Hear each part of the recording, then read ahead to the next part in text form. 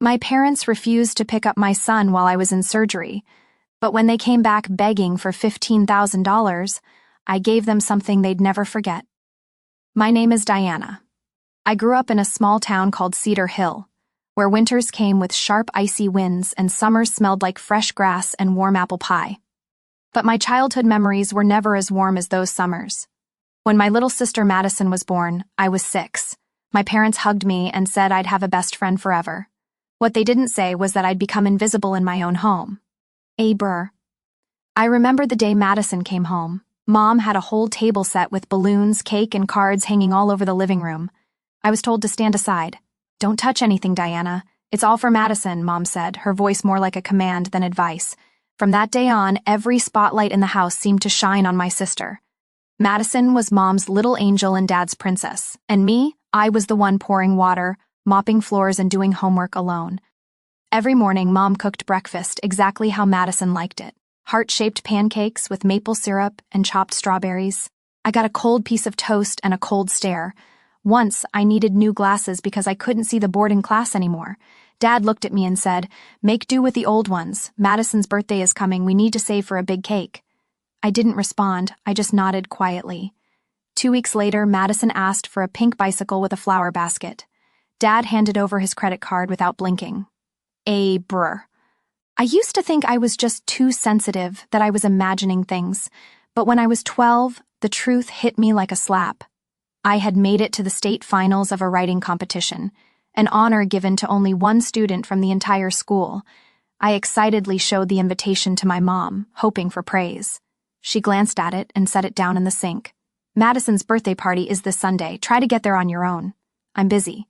So, I went alone, 2 hours on a bus, clutching my manuscript printed on an old printer. I didn't win, but I'll never forget sitting silently in the auditorium, watching classmates cheered on by their families while I sat alone, like I was from another planet. Madison grew up with everything handed to her, the nicest dresses, the most expensive toys, and the unconditional admiration of our parents. She got used to bossing me around, borrowing my things without asking, blaming me when she messed up, and always being defended no matter what. "Don't be selfish, Diana," Mom once said when I refused to let Madison take the new jacket Grandma had mailed just for me. "Madison needs it for a birthday party. You can wear the old one." I learned to stay quiet, to swallow my frustration, and to find comfort in books, schoolwork, and test scores I always aced. School became the one place where I could breathe, where I could just be me. I built a quiet little world for myself, one where I didn't have to ask permission to feel loved. And before I was even 13, I made myself a promise. One day, I'd leave Cedar Hill. I'd step out of Madison's shadow and I would never look back. I got into the University of Michigan on a full scholarship, thanks to an essay I wrote about growing up invisible. When I held the acceptance letter in my hands, my heart raced. For the first time, someone, even just a panel of strangers, had seen me and valued me. I placed the letter on the dinner table that evening, hoping for a hug, a congratulation. "That's nice," Mom said. "But this weekend Madison's auditioning for the junior vocal group at the Town Art Center. We all need to focus on her. Let's not change the mood." She didn't even look up from the chicken she was frying. I nodded. I didn't feel sad anymore, just hollow, like I'd been ignored for so long that their indifference didn't hurt anymore. That fall, I left Cedar Hill with just one small suitcase and dreams bigger than the sky. I majored in marketing, where creativity met strategy, and threw myself into my studies. No one came to see me off, no farewell party, no hug. But I boarded that bus with my head held high, knowing I was finally taking a different path, my own. At college, I felt reborn. No one called me Madison's sister. I was Diana Brooks, the one who always raised her hand first in class, who pitched the boldest ideas in group projects, who got emails from professors saying, "Your presentation exceeded all expectations." I got a part-time job at a cafe near my dorm. I studied in the mornings, worked in the afternoons, and stayed up late finishing assignments. No spring break, no weekend trips. But I had a plan: graduate a semester early and gain real-world experience as soon as I could. When my classmates went home for the holidays, I stayed on campus, working as a research assistant for a professor studying consumer behavior. I chose work over family, because the place I called home never felt like one. 3 years later, I graduated with honors and got a full-time offer from Harper & Lane, one of the top marketing firms in the region, where I had interned during my junior year summer. I moved to Chicago, rented a small apartment in West Loop, and started building a new life free of Madison's shadow and my mother's disapproving looks. Every morning, I walked into the office, sat at my desk by the 12th floor window, and looked out at the busy streets with peace in my heart. I was no longer the kid hiding behind the curtain while Madison got music lessons and art classes. I was a woman with a voice, with recognition, and with the power to choose her own direction. Every now and then I'd get a text from Mom, always about Madison. She's interning at a fashion brand. Or Madison was on TV performing for the mayor. Did you see? Not once did she ask how I was. Not once did she mention my job or the things I worked so hard to achieve. I'd reply, "That's great, congrats" to her, and put my phone down. One day, during an important internal meeting, I presented a campaign called Human Brand, where I tied emotional connection into every layer of marketing. The room went silent. Then the director nodded. "This campaign, it really hits. Diana, you made me reflect on myself." That night, I went home, opened my laptop, checked the company dashboard, and saw my first-year performance bonus, 6 figures. I cried, not for the money, but because someone had finally told me, "You moved people." I printed out that email and taped it to the fridge, something my childhood home never had, so I'd see it every morning and remember, I did this. Then one weekend afternoon, as I was reading by the window, my phone rang. The screen said, "Mom calling." I stared at it. I wasn't going to answer, but part of me was curious after all these months. What did she want? It turned out to be an invitation, a stiff, formal one, to Madison's engagement party. "You should come, the whole family will be there," she said, as if I wasn't part of the family anymore. I meant to decline, but somehow I said yes. Maybe I needed closure. Maybe I just wanted to see with my own eyes how radiant Madison was as the star of the show. I returned to Cedar Hill, sitting quietly in the far corner of the party, like a stranger in my own family.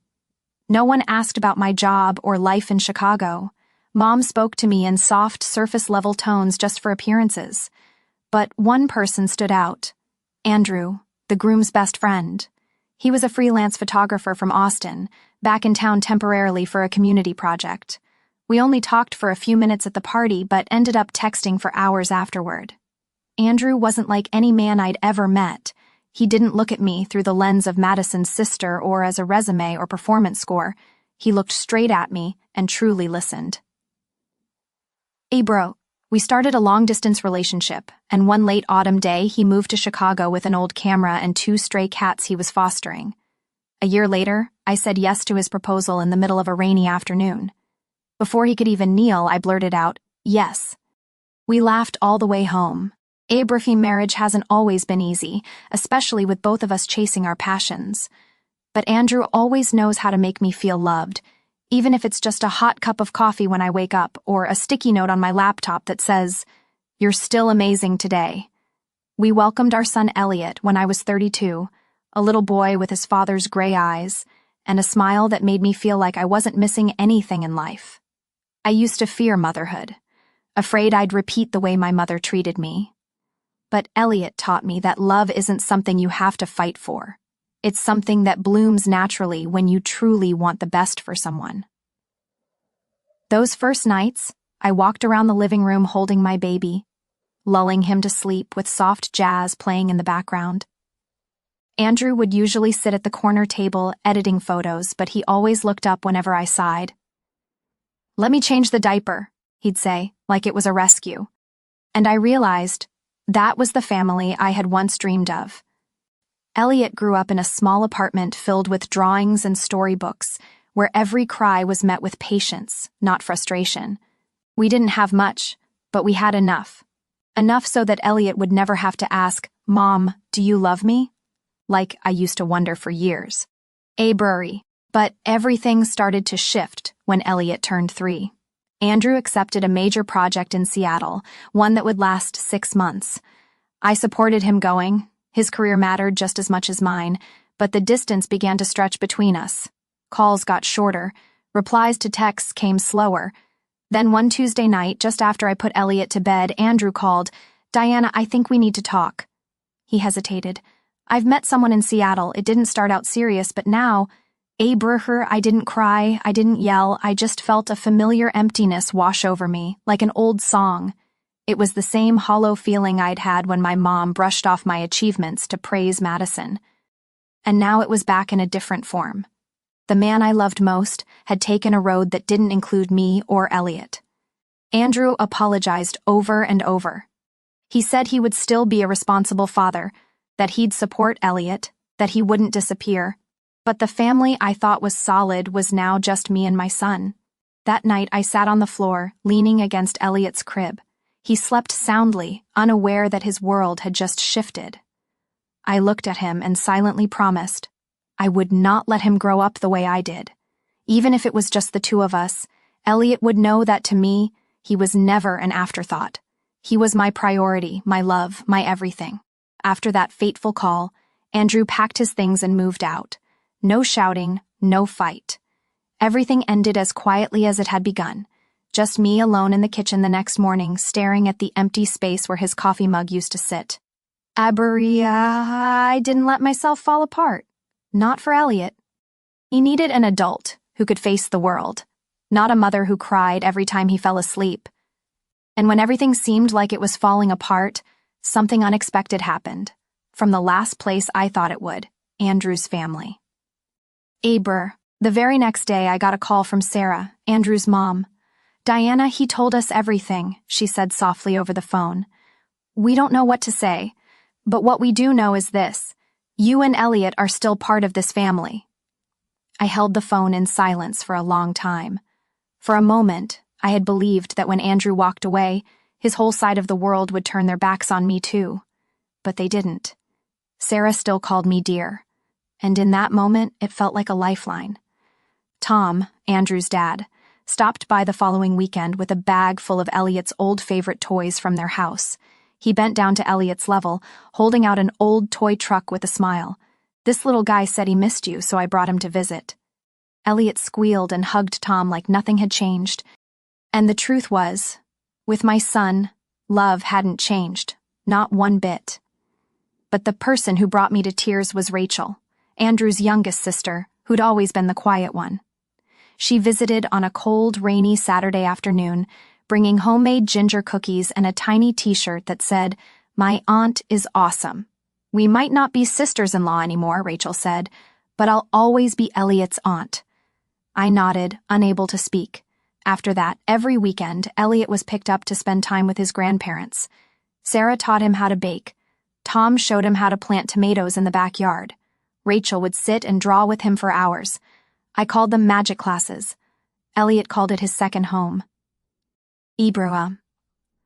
One late afternoon when I came to pick Elliot up, Sarah invited me to stay for dinner. The dining table still had my old seat from when I was part of the family, but this time I wasn't Andrew's wife. I was just me, a single mom, welcomed with warmth and genuine respect. As we finished washing dishes, Sarah placed a hand on my shoulder. "Diana, I know you're strong, but being strong doesn't mean doing everything alone." Those words etched themselves into me. They weren't pity, they were a reminder that I wasn't alone. A few months later, when Elliot turned 4, I hosted a small birthday party at a park nearby. Just a few close friends, co-workers, and Andrew's whole family. After Elliot blew out his candles, Sarah hugged me and whispered, "We may not be related by blood, but our hearts still choose you." That night as I tucked Elliot into bed, he wrapped his arms around my neck. "Mommy, I love you. I love Grandma and Grandpa and Aunt Rachel too." I held him close, my tears soaking into his pillow. Maybe I lost a husband, but I gained something far more precious. A real family, one not bound by titles but by choice.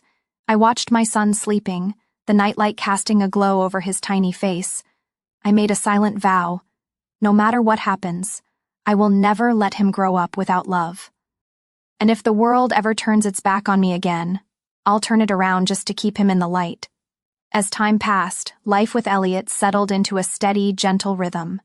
My job at Harper & Lane grew beyond expectations. After 2 back-to-back successful campaigns for major brands, I was promoted to creative director for the Midwest region, a role most in the industry spend over 10 years reaching. I used my first bonus to put a down payment on a small home in the suburbs of Naperville, with a backyard big enough for Elliot to run around and a sun-filled home office I jokingly called my post-divorce paradise. A week after moving in, my phone rang. The caller ID showed my mom, the woman who had practically vanished after Madison's engagement party. "Diana, I heard you bought a house. That's amazing." Her voice chirped through the phone, unusually cheerful. "We'd love to visit if you don't mind." I paused for a few seconds, then gently said, "Yes, partly out of curiosity, partly because of Elliot." They came on a Saturday afternoon, bringing a small gift bag and a box of ginger cookies. Mom hugged Elliot like she hadn't missed his birthday 3 years in a row. Dad couldn't stop complimenting the new kitchen, the fridge, even the hallway rug. Elliot, with his young heart untouched by rejection, was instantly friendly.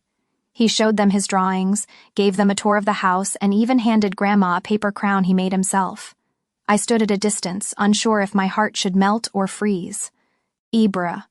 In the weeks that followed, my parents became more involved. They offered to watch Elliot for a few hours on weekends so I could rest, even brought pastries when they visited. Elliot began calling my mom Grandma Linda naturally, and he'd excitedly retell how she read him fairy tales or how Grandpa gave him candy from his coat pocket. I tried to tell myself to welcome it in. Maybe everyone deserves a second chance. Abrahi. But then the thing I always feared started showing. It began with what seemed like a harmless dinner conversation. "Diana, we're getting the roof fixed. It's been leaking all winter," my dad sighed, his eyes drifting around my bright kitchen. "Things must be going well at your job. If you could help a little, we'd be so grateful." I nodded. It wasn't much, just a few hundred. I sent it, thinking of it as a thank you for the care they were starting to show. Then came Mom's dental bill, the broken old fridge, a late utility payment. I tried not to judge. I sent money like a responsible adult, not like the forgotten child I used to be. But one day, after I closed a major deal with a startup in Silicon Valley, my LinkedIn post went viral across the industry. Less than 24 hours later, I got a text from Mom. "Congrats, sweetheart. By the way, your dad's thinking of getting a used SUV for the winter. Much safer. If you could help with the down payment, that'd be amazing." I read the message and my heart sank, not a single word asking about Elliot. No thank you for the help I'd already given, just another request, like I was their personal bank on speed dial. I didn't respond right away. I needed time to think. That night, while folding Elliot's clothes for school the next day, he suddenly said, "Mom, Grandma gave me Madison's old toy today, but she said not to break it because Madison always took really good care of it." He looked up at me, eyes serious. "I take care of my toys too, don't I, Mommy?" I froze. A tiny scratch cut through my chest. The favoritism had never really gone away. It had just changed shapes. Softer, more subtle, but still sharp enough for a 4-year-old to feel it. I sat down and pulled Elliot into my arms. "Yes, sweetheart. You take really good care of your toys, and I'm proud of you every single day." That night, I opened my phone and replied to my mother with just one sentence, "I'm sorry, but from now on, everything I build will be for Elliot, not to make up for what you never gave me." I didn't know how she'd respond, but I knew one thing for sure. I wouldn't let history repeat itself through my son. Not again. That day began like any other. I was presenting a new campaign to the board when a sharp pain shot through my lower abdomen, cutting me off mid-sentence. Everything after that played out like a fast-forward film, a CO worker helping me out of the room, someone yelling for help, flashing lights as the ambulance sped through intersections. I woke up in the ER, IV in my arm, drenched in cold sweat. The doctor looked serious. "Miss Diana, you have acute appendicitis. We need to operate immediately. This can't wait." I breathed through the pain. All I could think about was Elliot. He was at preschool, and school ended. I checked the clock, less than 2 hours. "I need to call someone. Someone has to pick up my son," I whispered. They handed me my phone. My fingers trembled as I dialed my mother's number. Despite everything, a part of me hoped, just this once, she'd be the mother I had dreamed of. She answered on the 4th ring. "Diana, what's going on?" "Abrahi, Mom, I'm at the hospital. I need emergency surgery. Can you pick up Elliot?" There was appalled. Then her voice came, "Oh, I don't think I can. We're getting ready for Madison's promotion party tonight. The restaurant's booked. Nearly 60 people are coming." I tried to stay calm, though my insides felt like they were twisting. "Mom, I'm lying in a hospital bed. Elliot needs someone to pick him up. He's your grandson." Abrahi sighed. Diana, why do you always make everything complicated? We're really busy, and Elliot's always running around asking questions, hard to manage. I don't think watching him today is a good idea. A bursting word sliced through me. Watching him, I repeated, barely believing what I was hearing. Elliot's not a burden you drop off, he's your grandson. But she said coldly, honestly, we can't handle him. He's a handful. That final sentence cut into every old scar I had. Then she hung up. I dropped the phone, my body numb. I didn't know what hurt more, the inflamed appendix or the way my mother had just severed the last thread tying us together. A nurse came rushing in to prep me for surgery. Just before they wheeled me away, I managed to make one more call. To Rachel, Andrew's sister. She picked up immediately. Rachel, I'm at the hospital. I need surgery. Elliot's school lets out at 3:30. Can you… I'm going now, she said without hesitation. Text me the school address. Elliot will stay at my place tonight. Tom and Sarah will be thrilled to see him. I cried, not from pain, but because in that moment when every door seemed to slam shut, a light came through. The surgery was a success. When I woke up, soft light from the ceiling shone down, and next to me was a photo, Elliot grinning wide next to Rachel and her dog Bully. Underneath, in blue marker, was a message. I slept so good. Bully shared his blanket too. Love you, Mommy, Elliot. 2 days later, Rachel picked me up from the hospital. In the car, she said quietly, Diana, I don't understand our parents, but I do understand one thing. Elliot isn't a burden. He's light, and you're his whole sky. That night, back home, I took down every photo of my biological family from the walls. I replaced them with photos of Elliot laughing and playing in his grandparents' backyard. I didn't need an apology. I just needed to keep Elliot away from love that came with conditions. And I made a promise, from that moment on, I would never let anyone treat my son as less than, no matter what title they carried. I recovered from surgery faster than expected, partly because my body was strong and partly because my spirit had received the clearest wake-up call of my life. During my time in the hospital and those quiet days recovering at home, I had a lot of time to reflect about my mom, my dad, Madison, and myself. The woman who had been far too patient with a family that only ever saw her as a backup plan. The night I came home after Elliot had fallen asleep, I opened my laptop, logged into my bank account, and canceled every recurring transfer to my parents. I removed them as beneficiaries and opened a new savings account for Elliot. I labeled it the Freedom Fund because I knew that sometimes freedom isn't about running away from someone, it's about no longer letting them control your life. The next day, I blocked my mother's number, then my father's. I blocked their emails, their texts, and every social media platform I used to stay polite. I didn't need to be polite anymore. I needed peace. And so did Elliot. A week later, I got a handwritten letter in the mail. My mom knew I wouldn't answer her calls, so she tried the old-fashioned way, cream envelope, 3 full pages written in that familiar cursive. Sweet at the beginning, guilt-tripping in the middle, and blaming me by the end.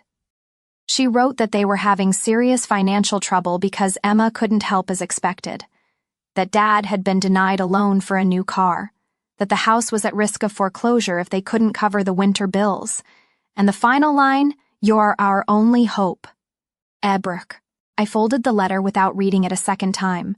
I had once been their only hope, but not because they loved me, because I was useful. A few days later, my mother called Rachel, asking her to pass along a message. Rachel refused. Diana doesn't owe anyone an explanation, she said, especially not people who once called her child a burden. Then came a message from Madison. You're being dramatic, you know. Sure, Mom and Dad made mistakes, but they're still our parents. I read that message while planting tomatoes with Elliot in the backyard. He wore a funny little knit hat and giggled as dirt covered his hands. I simply replied, when you have kids, you'll understand. Since that day, I haven't received another call or letter. Maybe they finally realized. I'm no longer the old Diana who would sacrifice everything for a single crumb of approval.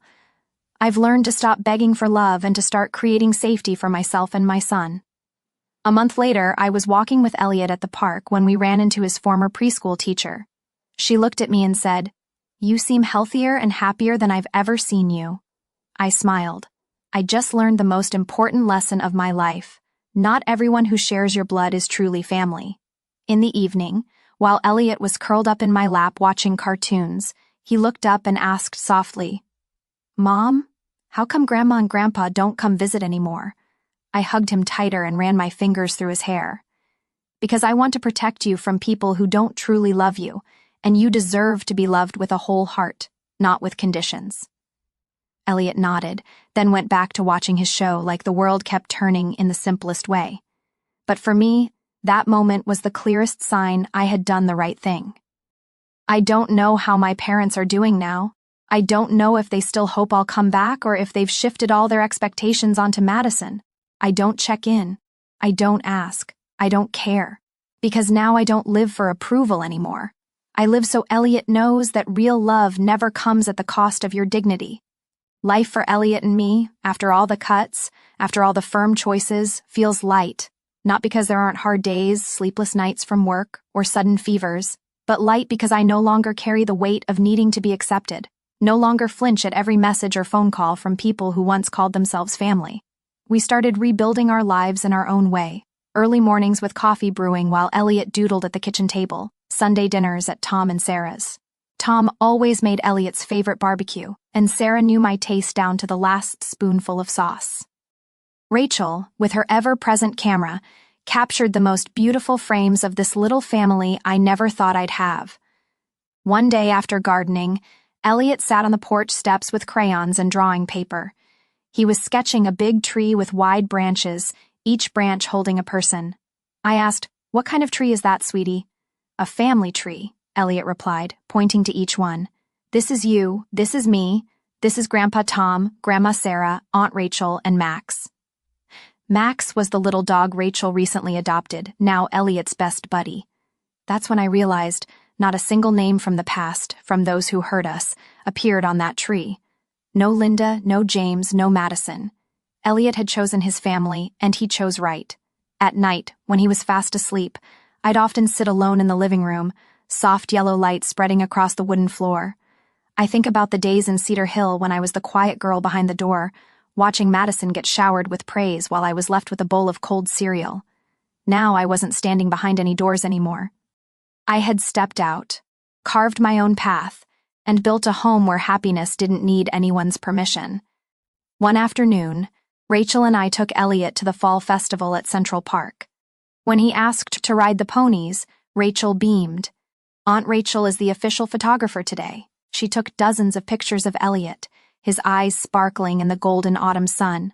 That night, while I was cleaning up, Elliot suddenly hugged me from behind and whispered, "Mommy, do I have a real family?" I turned around and knelt to his level. "What do you mean, sweetheart?" "A kid at school said my parents are divorced, so I'm alone, but I'm not alone, right?" Ibarai. I hugged him tightly, choking up. "No, baby, you're not alone. You have me, Grandpa, Grandma, Aunt Rachel, Max. You have a whole world that loves you more than anything." Elliot nodded firmly, as if he needed to hear it just one last time to believe it. "Then I'm going to draw a heart on our family tree." "Burhi." I smiled gently, brushing his hair. "And I'll always be the strongest branch for you to lean on whenever you need." I burhu. The days that followed passed peacefully. I no longer looked for calls from the past, no longer waited for overdue apologies, because now I already had everything I ever longed for, not through blood, but through choice. I chose genuine love, I chose safety for my son, and I chose myself. Diana's story is a powerful reminder that not everyone who shares your blood deserves a place in your life. Real love doesn't come from duty, it comes from choice and respect. When we have the courage to cut ties with toxic relationships, we don't just save ourselves, we create a healthy space for the next generation to grow. Diana chose unconditional love for her son and for herself, a brave, wise, and beautiful choice.